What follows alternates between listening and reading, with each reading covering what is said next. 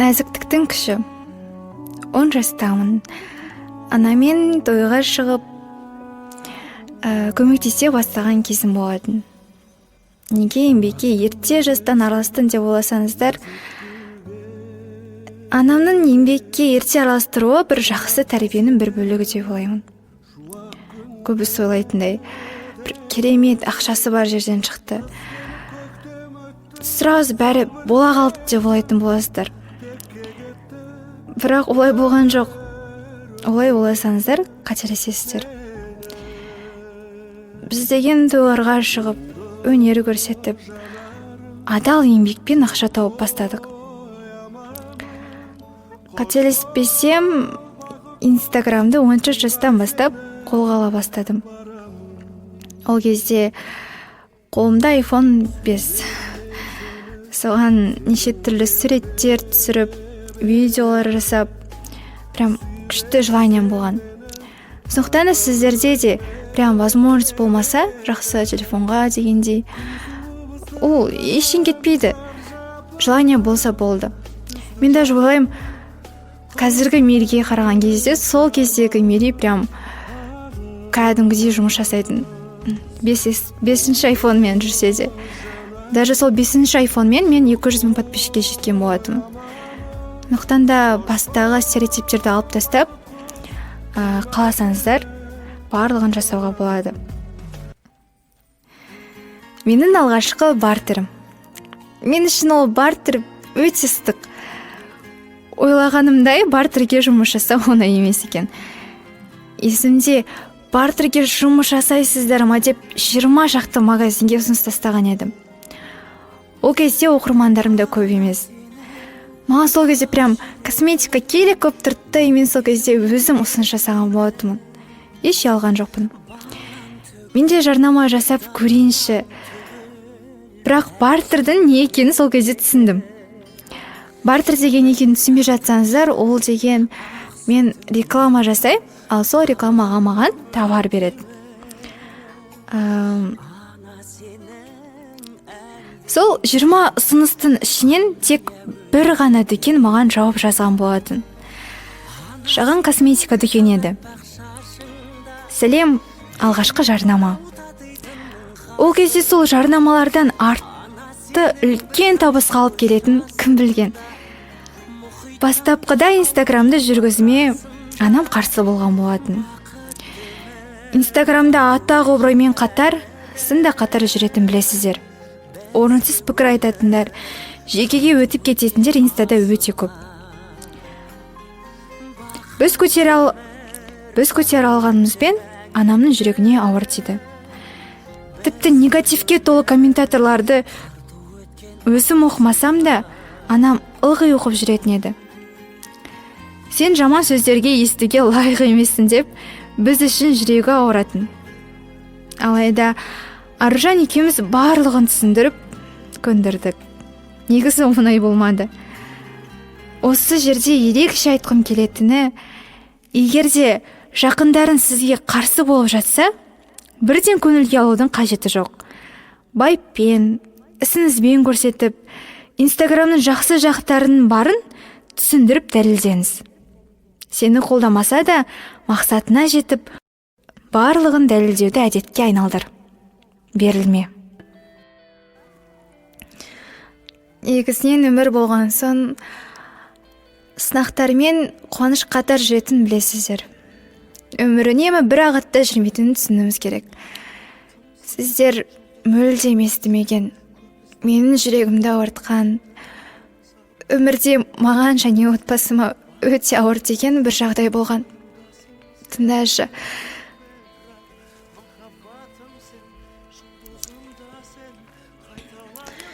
Жаңа жыл, 1 қаңтар. Таң азанмен Алматыға тойға шыққан болатынбыз. Қасымызда ансамбльдің қыздары. Рөлде анашым. Машинаға отырған бетте көзім ілінді. Біраз жол ұйықтап келдім. Көзім жұмулы күйде. Ұйқылы ояу қыздардың дауысын естідім. Көзімді ашсам, машинамыз жолдан шығып, тоқтай алар емес. бір мезетте машина аударылды. Есікті ашып жолдан шықтық. Бірақ анашым шыға алар емес, қысылып қалыпты. Жабылып жүріп шығарып жатырмыз. Арттан келе жатқан көліктер де тоқтап көмектесуде. Біраз уақыттан кейін жедел жәрдем келді. Барлығын тексеріп жатыр. Еркеназның аяғы жарақаттанған. Ал анашымның демалу қиындады. Ал маған еш нәрсе болмаған еді. Бірақ шынымды айтсам, менің есімде анық еш нәрсе жоқ. Айтып бергендері бойынша, Гай машинасының ішінде Еркеназдың аяғын фельдшер қарап жатқан болады. Жолдан тайып келіп, Гай машинасының артынан өте үлкен жылдамдықпен тағы бір машина келіп соқты. Сол соққы маған да тиіп, басқа жаққа қарай ұшып түстім. Басым дасқа соғылды. Сіңілім аяғын қарап жатқан фельдшер де ұшып кетіп, белі сынды. Ал жедел жәрдемде отырған жүргізуші фельдшердің әкесі екен.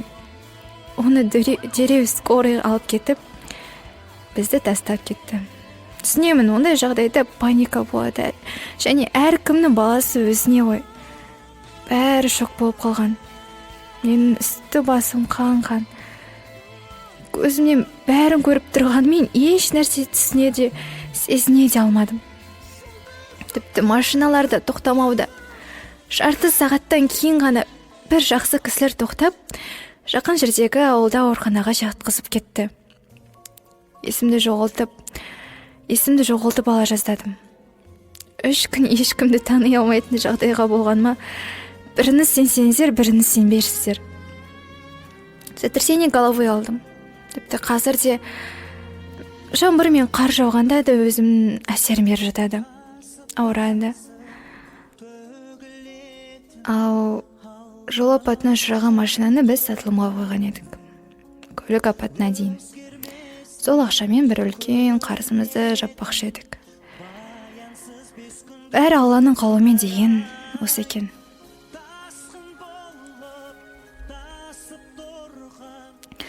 Тағдырымызға сол апат жазылғаннан кейін сабыр танытуымыз керек болды. Себебі әр қиындықтан кейін жеңілдік келеріне сендім. Құрбым, досым, сенің өміріңде көп тосын сыйлар болуы әбден мүмкін. Мойыма, берілме. Алдыға қарай сабырмен ұмтыл.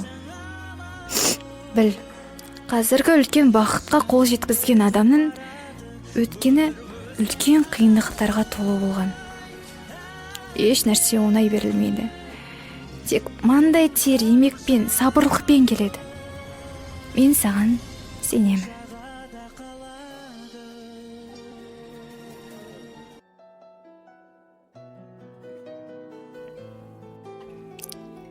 Енді жол апатынан кейінгі өміріміз былай жалғасты. Сол кезде роликке түсетін болып, анамыз Аржан екеумізді әдемі қазақи нақыштағы көйлек тіктірген болады. Сол ролик Инстаграмда көп таралып, бізді егіздер деп қабылдай бастады. Біршама адамдар тани бастады, жұлдыздар ба өз парақшасына сала бастады. Біз үшін ол деген үлкен бір шок әрі қуанышты жағдай болды. Себебі мүлдем ойламаған жерден таныла бастадық. Ол кезде әлі мектеп оқушысымын.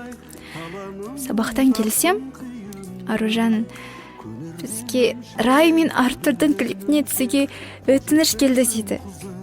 Орнынан тұрып қалдым. Сене алмадым, қуандым. Содан кейін бағдарламаға тіпті үлкен жарнамаға да шақырып жатты. Бүгінде қанша жерден Инстаграмда 1 миллион подписчигі бар ару болсам да, танымал болсам да, адамгершілік пен қарапайымдылықты ұмытпауға тырысамын. Кейбір жандар осы Инстаграм арқылы көп ақша табамын деп ниеттенсе, мен керісінше өзім сияқты нәзік қыздарға көбірек мотивация берсем екен деген ниеттемін. Құдайға шүкір, мен нәзіктілігімен және қарапайымдылығымен мақтанамын. Егер мен сенің өміріне деген көз қарасынды жақсы жаққа өзгертіп, өмірге деген құлшынысыңды арттырып жатсам, менен асқан бақытты адам болмас. Менің де үлкен армандарым болды. Және де бар. Армансыз адам жоқ қой әрине. 2020 жыл мен үшін өте табысты әрі армандарым орындалған жыл десем болады. Аллаға шүкір. Сол армандарымның бірі отбасымен қасиетті Меккеге бару еді. Ниеттеніп, Алланың қалауымен ойламаған жерінде қаңтар айында жол тартып барып келдік.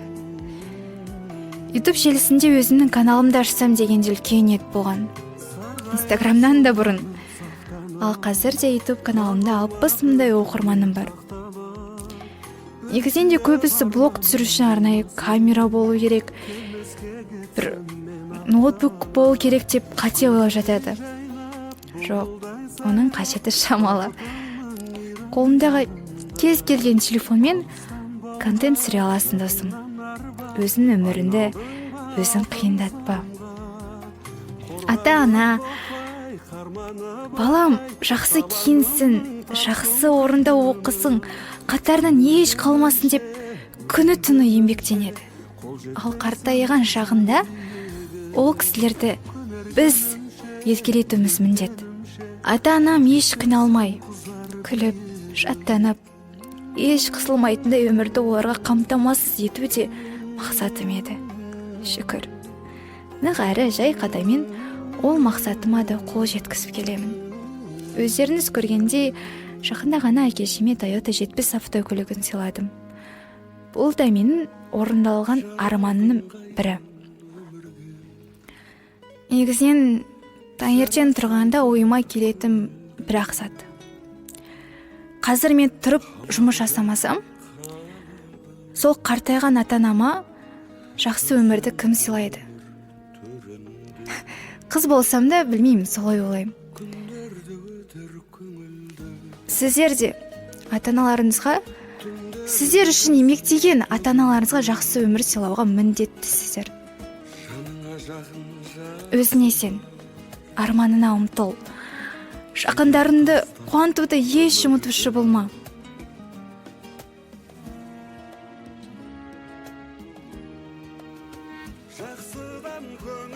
Адамдар армандарына жету үшін менің де бір өз үлесімді қосқым келеді. Сондықтан да жақында өзімнің авторлық күнделігім шыққалы жатыр. Ол күнделікпен қоса сіздер онлайн курсты да бірге ала аласыздар. Барлығы өте төмен бағада болады. Негізінен барлығы расында да сіздер үшін. Сол күнделік ішінде тер төгілді, еңбектендім. Алла қалап жатса өздеріңіз көре жатасыздар. Ал енді көкелерінде жүрген сұраққа жауап берейін. Жаным әшендердің Садрадина. Егер мені тыңдап отырсаң, мен саған жаным әшендер секілді де қатты сенемін.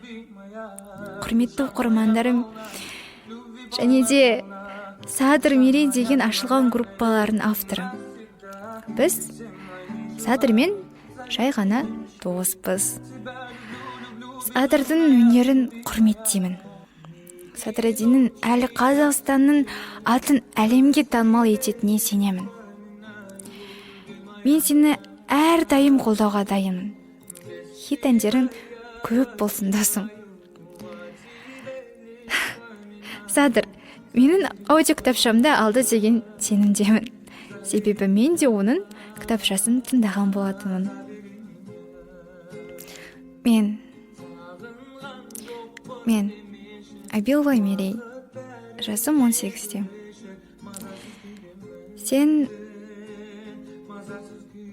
Мен саған сенемін. Арманда, алдына мақсат қой. Бүгін, ертең қиын күндер болса, бәрі өтеді. Уайымдама. Маған сенуді және менімен бірге болуды тоқтатпа. Мен сенімен мықтымын. Бұл біздің шын емес. Алар асуларымыз әлі алда. Рахмет. Бәлкім тағдыр үшін күресуге кішкентаймыз, сол үшін жыламай жүр мен ұнатқан кішкентай қыз.